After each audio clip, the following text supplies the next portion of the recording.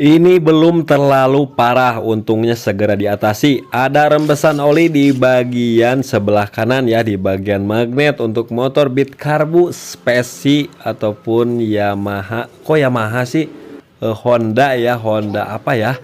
Honda Scoopy, teman-teman, Scoopy Karbu, Beat Karbu, Speci Karbu itu sama ya, yang kita lepas murnya menggunakan kunci 14. Kalau misalkan Beat yang sekarang itu udah menggunakan mur 17 dan asnya lebih besar.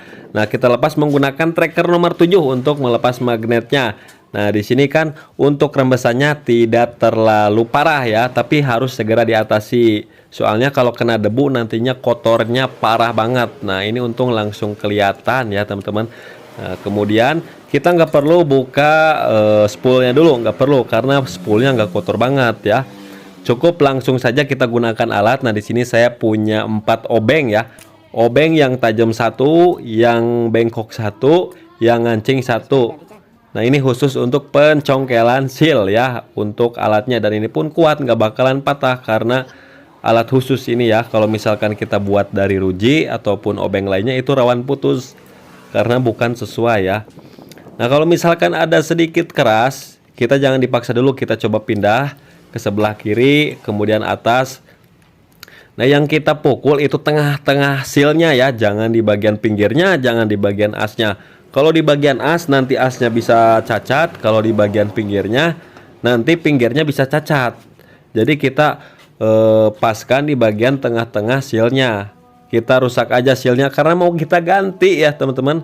Nah, di sini masih agak sulit ataupun keras. Ini bukan sulit sih, tapi keras ya. Ini udah pas, ini udah ngancing sebenarnya obengnya ini. Tuh, tinggal kita tarik aja, ini harusnya sih udah bisa keluar. Cuman kita harus bersabar, kita goyang-goyang seperti ini. Nah, dikit lagi ini keluar, teman-teman.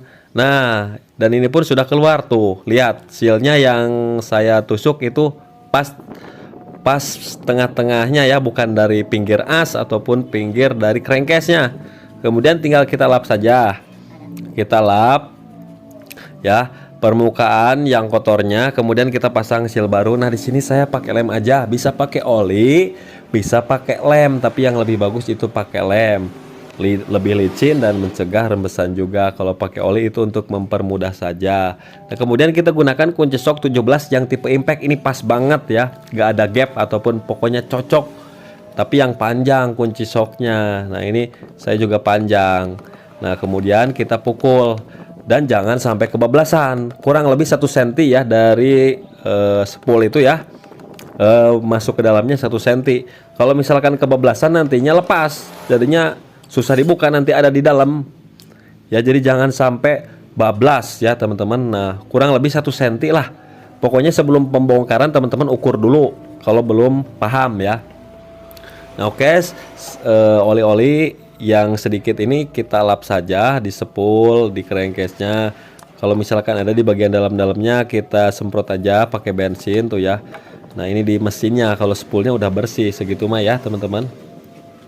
Nah, kemudian teman-teman setelah itu pasang magnet, bisa coba hidupkan.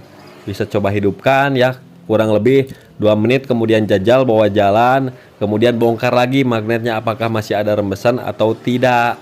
Nah, kalau misalkan udah yakin nggak ada rembesan, ya udah tinggal kita cairin ya. Kita minta uangnya ke konsumen yang mengganti seal ini. Nah, kemudian untuk murnya saya ganti menggunakan mur topi. Kemudian tinggal kita kencangkan saja. Jadi seperti itulah teman-teman, untuk tutorialnya sangat mudah sekali. Kalau misalkan kita bisa, kalau nggak bisa ya nggak bakalan mudah. Oke teman-teman, mudah-mudahan bermanfaat.